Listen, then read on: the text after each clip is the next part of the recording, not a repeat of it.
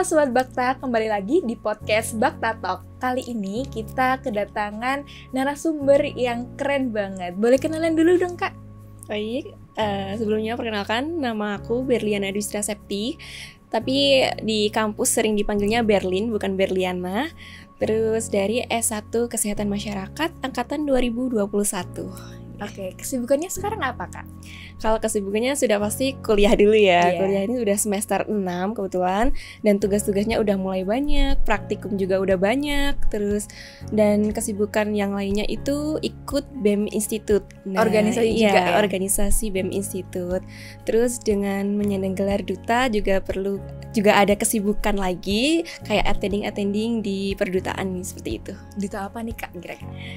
Duta Pemuda dan Budaya Jawa Timur. Wih, keren banget ya Ya. teman-teman.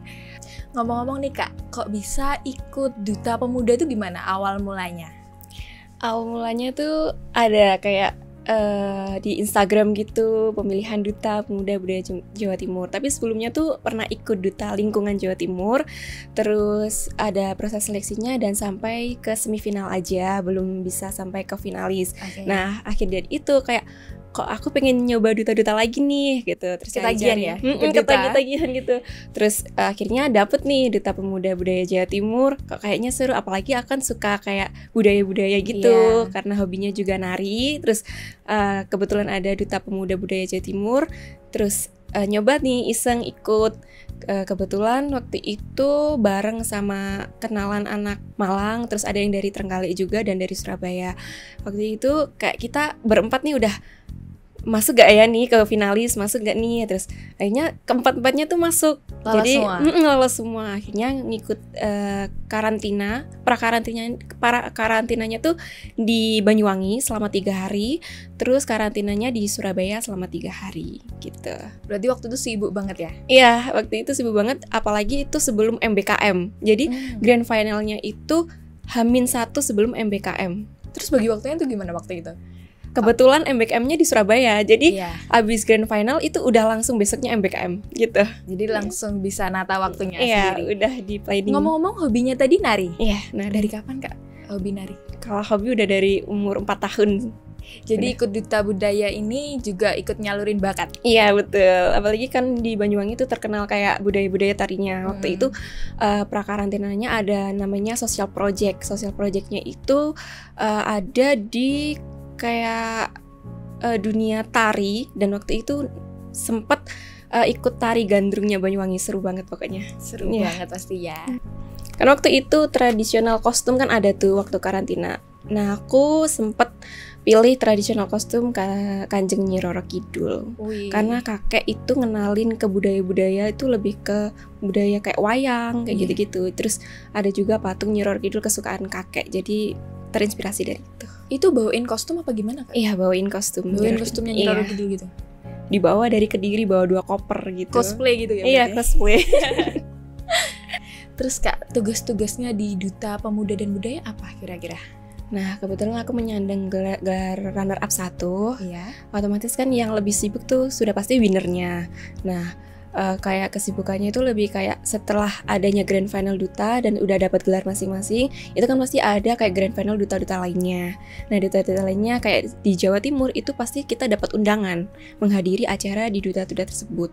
Terus kemarin juga sempat saya menghadiri di upacara Hari Jadi Provinsi Jawa Timur yang diundang oleh Bu Khofifah. Jadi Gubernur Provinsi Jawa Timur menghadiri upacara itu. Dan yang kedua yaitu upacara Hari Sumpah Pemuda di Blitar. Seperti itu. Berarti keren ya ketemu orang-orang penting. Iya, alhamdulillahnya. Terus nih Kak, kan katanya tadi di awal aktif juga di organisasi BEM Institute ya? Kesibukannya apa Kak?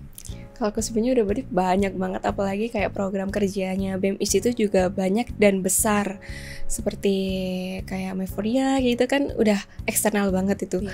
Nah, kesibukannya pasti adanya rapat sebelum program kerja itu berlangsung. Jadi setiap malam itu ada rapat gitu di kampus. Berarti sibuk banget. Iya. Udah ikut duta, Iya. organisasi juga, hobinya juga tersalurkan. Iya, betul. Terus nih teman-teman, Kak Berlin ini salah satu mawapres loh. Boleh diceritain dong Kak, kok bisa ikut mahasiswa berprestasi itu gimana? Awalnya sebelum ikut mahasiswa berprestasi tentunya kita udah mempunyai prestasi yang banyak dulu. Nah, itu nanti ada kan yang dari deputi mengirimkan sebuah rekognisi mahasiswa yang memiliki prestasi bisa dimasukkan di Google Form tersebut. Nah, waktu itu saya udah masukin nih prestasi apa aja yang selama perkuliahan. Setelah itu saya dipanggil Berliana mewakili mahasiswa berprestasi Institut Ilmu Kesehatan Baktiata untuk menuju ke Jawa Timur LLDT 7. Kebetulan waktu itu prosesnya mepet banget, beberapa hari itu langsung deadline pengumpulan dari gagasan kreatif. Alhamdulillahnya lolos di 30 besar Provinsi Jawa Timur dan mengikuti seleksi offline di Mojokerto. Seperti itu. Keren banget. Berarti sebelumnya udah ada prestasi Kak selain ikut duta ini? Iya, seperti waktu itu mengumpulkan seperti Olimpiade Nasional, saya mendapat medali emas dan medali perak waktu itu. Kemudian mengikuti juara Harapan 2 debat offline di Yogyakarta waktu itu. Wih, keren banget. Olimpiadanya apa Kak? Olimpiadanya waktu itu saya milih ke ekonomi karena saya suka matematika, jadi saya lebih memilih ekonomi. Terus cara bagi belajarnya kan kakaknya jurusannya kesmas ya? Iya. Itu gimana? Kalau menurut saya matematika tuh kayak udah melekat gitu. Jadi udah melekat, terus belajarnya juga lebih gampang gitu. Karena udah dari SD tuh suka banget nilai yang pengen ditinggikan tuh nilai matematika. Dan saat ini juga di semester 6 saya mengambil peminatan biostatistika. Wih, keren. Susah loh biostatistika. Enak. Enak. Terus kalau keluarga ngedukung gak Kak selama ini kuliah di sini, ikut banyak kesibukan? Kalau keluarga alhamdulillah mendukung, apalagi soal prestasi. Dari dulu tuh mama itu kayak ambis banget anaknya tuh harus berprestasi. Karena dulu dari SD hingga sekarang itu minimal juara 3, nggak boleh lebih dari itu. Jadi kayak dituntun terus harus bisa dapat 3 besar. Karena kayak pulang sekolah udah difasilitasi, ada les bimbingan kayak gitu.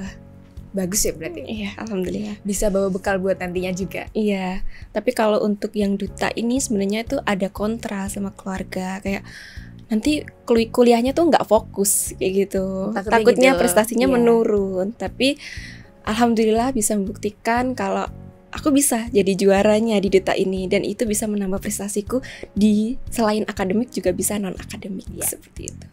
Kasih tips dong Kak, biar adik tingkat nanti bisa juga berprestasi di akademik sama non-akademik. Oke, tipsnya dari aku nih ya, sebelum masuk perkuliahan itu sudah di planning. Kan aku S1, otomatis 8 semester dan itu 4 tahun. Itu udah aku bagi, semester 1 dan 2 fokus kemana, semester 3 dan 4 fokus kemana. Jadi waktu semester 1 dan 2 itu aku fokus ke mata kuliah. Karena waktu semester 1 dan 2 mata kuliahnya masih belum berat. Jadi kita bisa menaikkan IPK di situ. IPK-nya kita bisa tinggi di semester 1 dan semester 2. Kemudian di semester 2 ke 3 itu ada organisasi. Nah, organisasi itu bisa menunjang kita tuh nggak hanya bisa di bidang akademik, tapi luas relasinya tuh banyak di bidang non-akademik. Seperti itu. Terus mulai kenal lagi sama namanya duta ini di semester 3 ke 4. Jadi sebelum kita pusing mata kuliah terus takut nilainya turun, kita udah naik nih di semester 1 sama 2 tuh udah diangkat nilainya sebelumnya. Kalau kita takut nanti di semester 3 dan 4 nilainya bakal turun kalau kita fokus ke non-akademik. Seperti itu. Jadi udah di planning semester 1 ke 2 itu fokus ke akademik dulu. Semester 2 ke 3 itu non-akademik. Nanti 3 ke 4 itu kita fokus keduanya, yaitu kan setelah kita memenangkan gelar atau kita sudah mempunyai bekal, itu kan kita udah terasah nih. Jadi kalau mau ikut lagi kita udah ada bekal sebelumnya di semester 3, 4. Nah nanti udah semester 4, 5 itu kan udah mulai sibuk sama peminatan, sama praktek-praktek. Nah waktu itu kita libur dulu. Nanti semester 6 boleh libur, tapi kita udah ada bekal nih prestasi non-akademik sama akademiknya. Nanti setelah itu kita fokus ke skripsi. Jadi nilai yang kita dapat selama perkuliahan itu udah nilai IPK tinggi, udah tercapai organisasinya, udah tercapai non-akademiknya, seperti itu. Berarti udah ke planning dari awal pastinya. Harus ke planning. Terus nih Kak, bentuk dukungan dari institut sendiri ke Kak Berlin gimana? Dan apa? Sebelumnya terima kasih kepada dosen S1 Kesehatan Masyarakat, karena waktu itu setelah saya diumumkan lolos finalis, itu saya menghubungi sekretaris prodi, Ibu, saya alhamdulillah lolos ke finalis. Terus alhamdulillah selama karantina itu kan ada biaya, itu dari institut sudah memberikan biaya penuh waktu itu selama karantina, seperti itu. Kemudian untuk dukungannya juga dari Kaprodi, Sekpro, dan dosen-dosen lain yang memberikan dukungan berupa personal branding juga. Terima kasih, seperti itu. Banyak dukungan dari Prodi dan teman-teman apalagi. Wih, keren banget. Ya, terus juga kan setelah karantina ada voting seperti kayak duta favoritnya siapa, itu juga dibantu dari institut. Teman-teman juga ikut voting dalam postingan Instagram Duta Pemuda Budaya dan juga ikut membeli balot seperti itu. Berarti banyak sekali yang dukung teman-teman. Ada nggak Kak idola dan siapa dan kenapa ngidolain orang itu? Ada idola itu dari kalau dunia pageant ya. Yeah. Kalau dunia pageant itu ada Ritasha Wilgrid, itu Miss Grand Indonesia, karena dilihat dari dari personalnya juga cantik gitu. Terus cara brandingnya tentang dunia pageant itu juga bagus gitu. Terus ada juga dari Putri Indonesia, yaitu Farhana, Kak Farhana di Putri Indonesia 2023. Itu juga beliau itu kayak inspirasi banget bagi Indonesia karena sudah memenangkan juara Putri Indonesia dan juga bakatnya atau personal brandingnya di dunia entertainment.